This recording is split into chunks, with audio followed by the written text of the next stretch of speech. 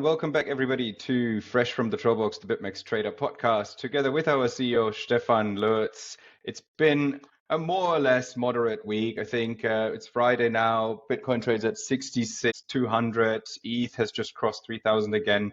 So a week that was predicted by our Stephan. And so as you predicted it so well last week, do you want to share with us how you traded this week, Stephan? Oh, yes, thank you. As you said, for me, and being honest here, that was a dull week in a way, because I didn't went full all-in degen to predict the pump that we had yesterday. So I didn't lose it, but I didn't play on it. But it completely was in the range between 60 and 70K. You said everything already. What's adding here from my point of view is that trading hours are largely dominated by US and European time zones.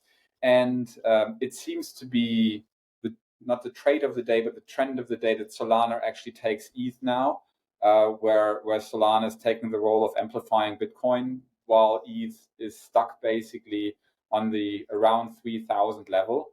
Let's see. So not much to say there. I mean, at least for me, maybe others see it in a different way, but pretty dull and boring week. But as you just put up the Bitcoin chart, what I wanted to take an opportunity is to explain maybe trading ideas, strategies in those environments, right? And especially with the options launch that we had last week, it's opening up on the BitMEX platform quite new things to look at trading patterns, right? If we look here, we have a lower resistance or a lower support line.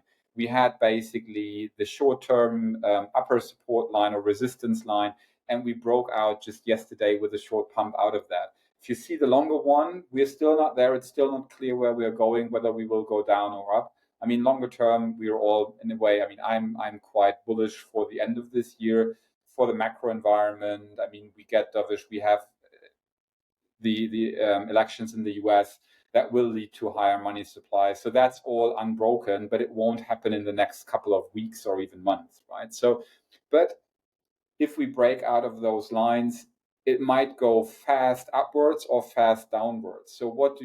If you do that with perps, and we don't know when, this is the thing, it's a timing thing. We don't know exactly when this will happen, right? So if we know when it will happen and what will happen, or we have a clear expectation, perpetual swaps or dated futures are the thing to do or the thing to trade because they're most cost efficient in terms of fees, funding rates, etc. So they are secure, safe, secure. They behave in a linear way, nothing to worry about. But if timing kicks in and you don't know exactly what will happen when, and let's assume you're long Bitcoin, even physically, or even on a perp, but you fear that Bitcoin will fall or break out to the lower ends, the next resistance is maybe around like more 50, right? 50K.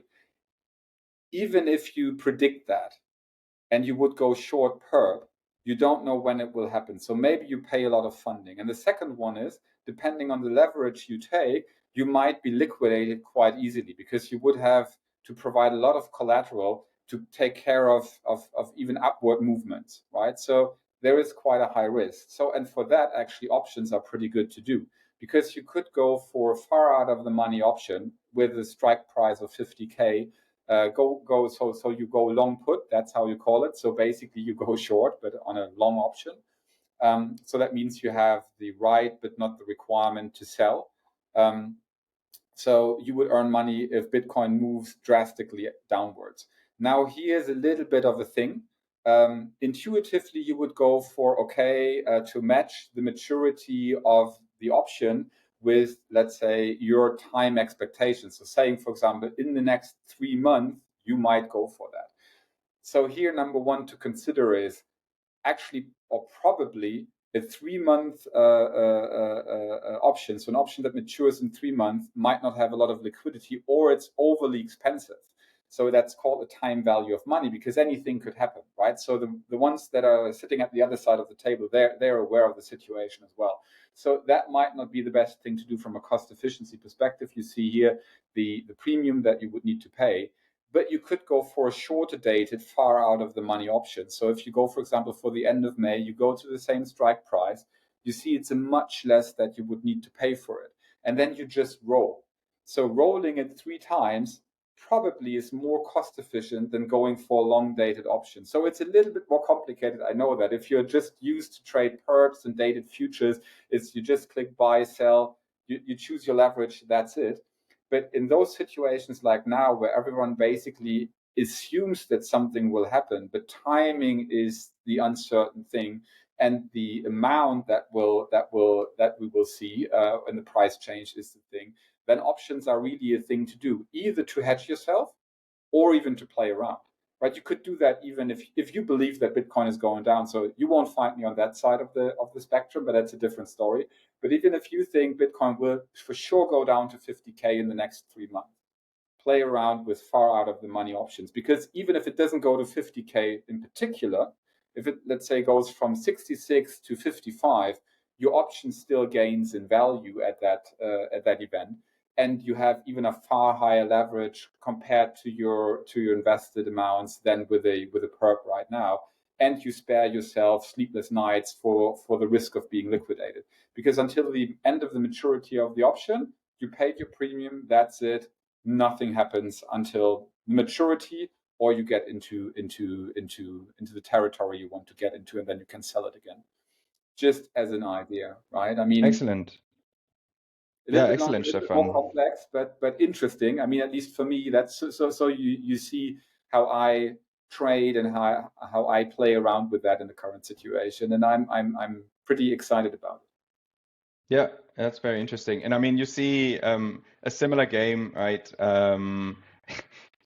This week, I think Roaring Kitty became very popular on Twitter again, and Yes. the GME traders all made a lot of their money actually on options by buying way out of the money options, right? The stock was very low price. They put in, or they structured options for very high prices, and immediately were on the winning side for such events. And that is a great tool to kind of leverage your trading for extreme swings, right? And I think that's we've launched options a couple of weeks ago, as you all know, and you can see it's very competitively priced. You can see it's also very liquid. The end of May options basically for 52 costs you $111 for 1 Bitcoin, right? Which is arguably worth a try, right? And as you say, it's no longer sleepless nights if you're afraid of getting liquidated, because on options there's no such thing if you buy an option. Yeah, very good.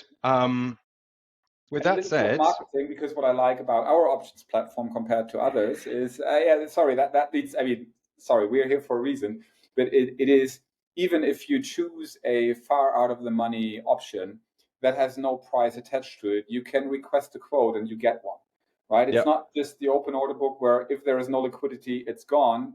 Our main feature is if you go to something that's not heavily traded, you still can request a quote, and then it's for you to decide on whether you want to pay the price or not. So, and this is really something for low lots, for lower lot sizes, and even a little bit more illiquid strike and maturity profiles. That is really something that we deliver here to the market. absolutely. Yeah. So for anybody who would like to give it a try, go to the options tab on bitmex.com. And you have the open order book, but also you have up here the RFQ, where you can request either single leg options that are not part of the order book, or just easier user experience, or even multi-leg ones, and structure them by yourself, and you'll get a quote. Very nice. So with that, let me also tell our audience we had a very nice AMA yesterday on our Twitter Spaces. I'm going to link it in the comments below. That was all about options, trading idea with options, about straddles, playing on the volatility, about buying out of the money options for the big bets. And so worth to watch this right after you've watched Fresh from the Trollbox. And then if you want to have a pizza while you're watching our YouTube videos, please make sure to join the Bitcoin Pizza Trading Day competition. You still have a chance to get pizza for yourself and for your friends if you either win the competition or just actually refer BitMEX, or refer a user to BitMEX, and we'll invite both of you and your referred friend, a pizza after Bitcoin Pizza Day. So with that said, thank you very much, Stefan. Have a great weekend. And for next week, we'll stay within the range, I guess. And we'll buy some Yeah. out of the money options. All right. Hey, thanks a lot. See you. Bye.